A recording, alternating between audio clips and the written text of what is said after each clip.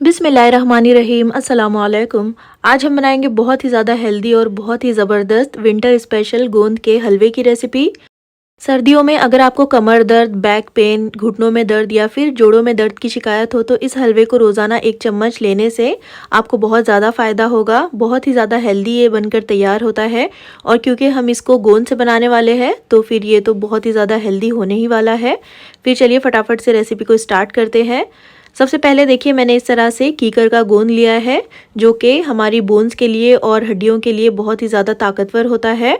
और इसको मैंने इसी तरह से साबुत ही लिया है। इसको हम हमाम दस्ते में डालकर अच्छी तरह से कूट लेंगे और इसको बिल्कुल छोटा छोटा सा कर लेंगे। अगर आप इसको डायरेक्ट ही मिक्सी जार में डाल दोगे तो फिर मिक्सी ख़राब हो सकती है। देखिए इस तरह से मैंने इसको कूट लिया है, बिल्कुल छोटे छोटे से इसके टुकड़े कर लिए हैं और ये 1/4 कप है। देखिए इस तरह से अब हम इसको एक मिक्सी के जार में ट्रांसफ़र कर लेंगे और इसको हम पीस करके इसका फ़ाइन पाउडर बनाकर तैयार कर लेंगे। और क्योंकि बिल्कुल छोटे छोटे से इसके टुकड़े किए थे तो आसानी से ये पिस जाएगा, बहुत ही ये बारीक सा हो जाएगा। देखिए इस तरह से अब हम इसको एक बोल में डाल देंगे और उसके बाद हम इसमें घी ऐड करेंगे। तो यहाँ पर मैंने मेल्टेड घी लिया है और ये 1/4 कप है। तो यहाँ पर आपने देसी घी का ही इस्तेमाल करना है, डालडा या फिर ऑयल का इस्तेमाल मत करिएगा। और गोंद के पाउडर को हम घी के साथ अच्छी तरह से मिक्स कर लेंगे और उसके बाद हम इसको कवर कर कर 1 घंटे के लिए रख देंगे सेट होने के लिए, जिससे कि घी जो है अच्छी तरह से गोंद में एब्जॉर्ब हो जाएगा और इसके हेल्थ बेनिफिट जो है वो बहुत ज़्यादा बढ़ जाएंगे।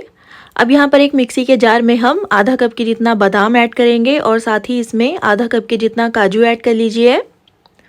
और यहाँ पर मैंने आधा कप ही वॉलनट लिए हैं यानी कि अखरोट, और इसी के साथ इसमें आधा कप मेलन सीड्स यानी कि 4 मगज़ ऐड कर लेंगे। तो यहाँ पर आप ड्राई फ्रूट की क्वांटिटी को अपने टेस्ट के हिसाब से बढ़ा या फिर घटा सकते हो। इनको हम पीस करके इनका दरदरा सा पाउडर बनाकर तैयार करेंगे। देखिए इस तरह से एकदम फाइन सा इनको नहीं पीसना है, बस इसी तरह से इनके छोटे बड़े टुकड़े इसमें रहने चाहिए। और इसको भी हम निकाल करके एक बोल में रख देंगे और इसको हम रख देंगे एक साइड में। अब यहाँ पर घी में गोंद को सोक किए हुए मुझे तकरीबन 1 घंटा हो गया है और देखिए काफ़ी अच्छे से घी जो है गोंद में एब्जॉर्ब हो गया है और बहुत अच्छे से ये जम गया है। देखिए इस तरह से हम इसको स्क्रैप कर लेंगे और अच्छी तरह से इसको मिक्स कर लीजिए। देखिए इसका टेक्सचर आप देख सकते हो, अच्छी तरह से गोंद ने घी को एब्जॉर्ब कर लिया है। अब उसको भी हम रख देंगे एक साइड में। अब एक पैन में यहाँ पर हम 1 कप के जितना कद्दूकस किया हुआ सूखा नारियल डालेंगे और इसको ड्राई रोस्ट कर लेंगे। तो इसमें हमें ऑयल या फिर घी वगैरह बिल्कुल भी नहीं डालना है क्योंकि नारियल में अपना बहुत सारा ऑयल होता है। इसको हम लो फ्लेम पर 2 से 3 मिनट के लिए ड्राई रोस्ट कर लेंगे। देखिए इस तरह से हल्का हल्का सा इसका कलर चेंज होने लगा है और अच्छी तरह से ये क्रिस्पी हो गया है। तो इसको भी निकाल करके हम एक प्लेट में रख देंगे और इसको रख देंगे एक साइड में। और अब उसी पैन को मैंने अच्छी तरह से क्लीन कर लिया है और ये जो गोंद और घी का मिक्सचर है वो हम पैन में ट्रांसफ़र कर लेंगे।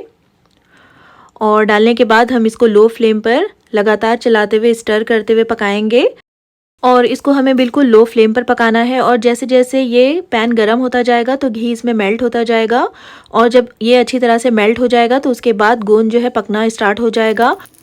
और इसी तरह से हमें इसको स्टर करते हुए लो फ्लेम पर पकाते जाना है जब तक कि गोंद अच्छी तरह से पक नहीं जाता। तो गोंद इसमें बिल्कुल भी कच्चा नहीं रहना चाहिए वरना फिर वो खाते वक्त मुंह में चिपकने लग जाता है। तो गोंद को हमने काफ़ी अच्छे से पकाना है स्टर करते हुए और लो फ्लेम पर ही पकाइएगा, हाई फ्लेम पर ये जल्दी से जल जाएगा। और यहाँ पर देखिए अच्छी तरह से गोंद इसमें फ्राई हो गया है, इसका कलर भी हल्का सा ब्राउन हो गया है। और अब इस स्टेज पर हम इसमें आधा लीटर यानी कि 2 कप के जितना दूध ऐड करेंगे। तो ये दूध जो है वो रूम टेम्परेचर पर है। अच्छी तरह से मिक्स कर लीजिए और हाई फ्लेम पर अच्छी तरह से इसको पकाते हुए इसमें एक बॉईल आने का वेट कीजिए। और जैसे ही इसमें बॉईल आएगा तो गोंद और दूध के रिएक्शन होने की वजह से दूध जो है वो फट जाएगा। तो इसी तरह से हमें इसको लगातार चलाते हुए पकाना है मीडियम फ्लेम पर ताकि दूध जो है वो तले में लगे नहीं। और इसी तरह से हमें इसको पकाते हुए गाढ़ा करना है। और देखिए अच्छी तरह से जब ये गाढ़ा हो जाएगा तो मैं इसमें 3/4 कप के जितना ग्रेट किया हुआ गुड़ ऐड कर रही हूँ। इसकी बजाय आप मिश्री या फिर शक्कर का इस्तेमाल भी कर सकते हो। मिला देंगे अच्छी तरह से और इसको भी हम पकाएंगे ताकि गुड़ अच्छी तरह से मेल्ट हो जाए और इसका जो पानी है वो भी अच्छे से ड्राई हो जाए।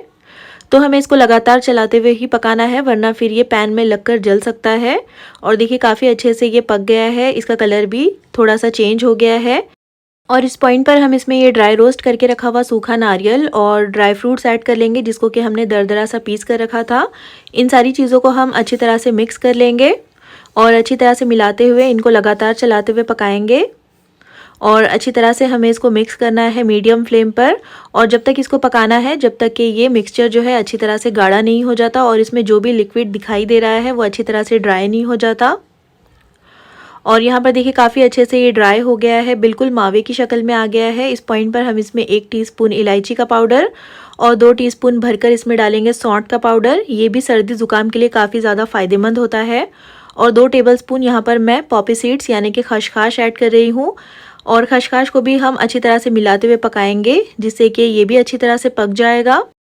और खसखस के भी बहुत ज़्यादा फ़ायदे होते हैं सर्दियों में, हमें इसका इस्तेमाल ज़रूर करना चाहिए। इन सारी चीज़ों को मिलाते हुए हम 2 से 3 मिनट के लिए मज़ीद पकाएंगे। और आखिर में इसमें 1 टीस्पून जायफल को मैंने इस तरह से ग्रेट कर लिया है कद्दूकस से, वो भी इसमें ऐड कर लेंगे। और जायफल भी बहुत ज़्यादा फ़ायदेमंद होता है सर्दी ज़ुकाम के लिए, और ये डाइजेशन के लिए भी काफ़ी ज़्यादा अच्छा होता है।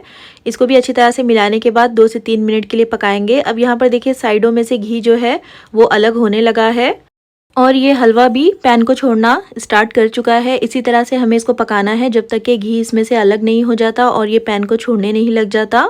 और देखिए बहुत ही ज़बरदस्त और बहुत ही ज़्यादा हेल्दी हमारा गोंद का हलवा बनकर तैयार हो गया है। तो गैस की फ्लेम को ऑफ करके हम इसको एक सर्विंग प्लेट में ट्रांसफ़र कर लेंगे। तो आप इस हलवे को फ्रिज के बाहर भी 1 हफ्ते तक रखकर आराम से खा सकते हो। तो सुबह के वक्त आपने इसका 1 चम्मच खाना है और बच्चों को देना है तो फिर आधा चम्मच दीजिएगा, और पूरे विंटर आप इसका इस्तेमाल कर सकते हो।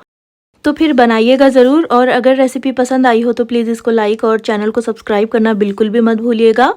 और फिर इंशाल्लाह मिलते हैं नेक्स्ट वीडियो में एक और बहुत ही अच्छी सी रेसिपी के साथ। तब तक के लिए अल्लाह हाफिज़।